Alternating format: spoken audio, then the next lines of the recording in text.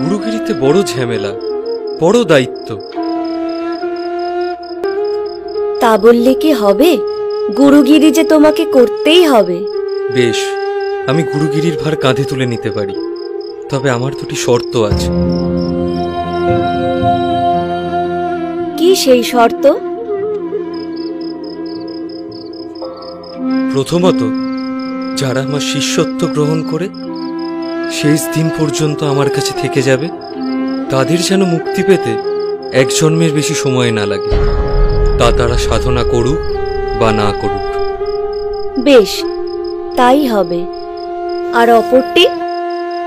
অপরটি, যারা আমার শিষ্যত্ব গ্রহণ করে আমার বিরুদ্ধাচারণ করবে, তাদেরও যেন মুক্তি পেতে 3 জন্মের বেশি সময় না লাগে।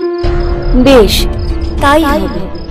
যারা ভক্তি বিশ্বাসের সঙ্গে উৎকট সাধনা করবে, তারা দেহের স্থিতিকালে মুক্ত হবে এবং অপর সকলেই ক্রমমুক্তি লাভ করবে। তাদের আর ফিরে জন্ম নিতে হবে না। ইহা আমি ত্রিসত্য করে বললাম। সত্য, সত্য, সত্য।